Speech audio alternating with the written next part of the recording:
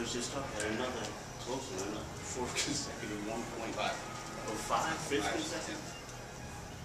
Yeah, we've been in these games so many times.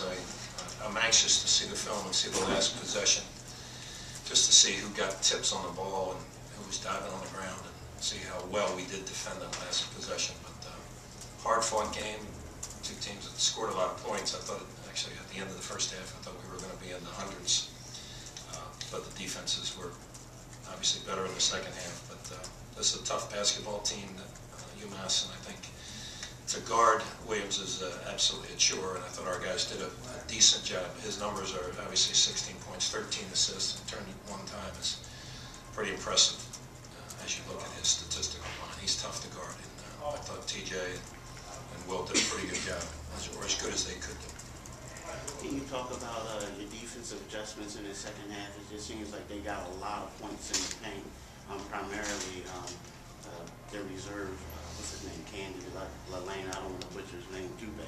But you guys shut him down in the second half. You know, I think a lot of that was just trying to help on Williams, and I thought he found him a number of times. Even, and there was a time where he found somebody else who then led to it was sort of a hockey assist. He probably had another 10 hockey assists out there, but he's just such a good player.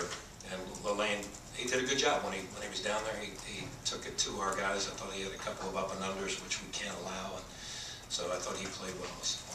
Fred, what was the game plan defensively on the last play of the game? Given you probably had a chance to see UMass's last second offense on numerous. You know, I can just thinking that Chaz is going to get the ball. I mean, who wouldn't give Chaz the ball, as DK would do? And he's just going to go try to make a play. We're trying, everybody but Anthony Lee, we're going to switch on to Chaz and try to help as much as we can on the weak side. Just hope he doesn't have one of those floaters in the lane that buries us. But just try to switch everything. And because we're decent size and speed and quickness with Randall and Hollis Jefferson, I feel confident that they can guard even somebody like Chaz. Not for a whole game, but on one possession. Coach, can you just talk about Khalif's play in the second half especially? It seemed like he just really was fighting through the struggles in the first half. Yeah, I mean, he's an extraordinary offensive player. I mean, when he gets it going, he made a couple of threes that were really tough. But that's what he does. And he drives you crazy sometimes. You got to put up with a lot of interesting play from him. And I wish he was more committed to the defensive end, but he is who he is, and he's our player, and he's a terrific offensive player. It's extraordinary, really. Can you also touch on Scooty's three?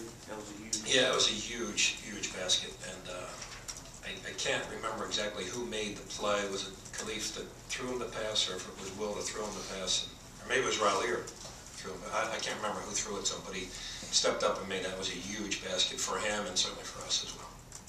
Coach, what does it mean to get a bounce back win on the road after a tough loss? Yeah, it's really important. We did not play well at home against Duquesne, and Duquesne had a lot to do with that. I think they're really coming on, and I watched the Xavier game and St. Louis game that they played against Duquesne, and Duquesne gave them everything they had. So it wasn't surprising that they got us, and we're just inconsistent enough to not win that game at home. It's disappointing, but certainly to win here today is very important for us.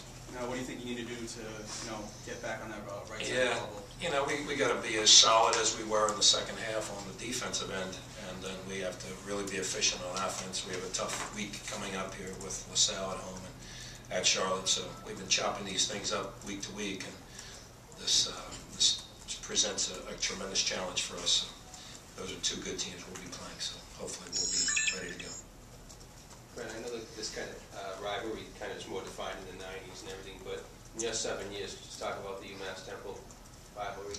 Yeah, I mean, it's been hard fought always. I think both teams have a sense of how important each game is.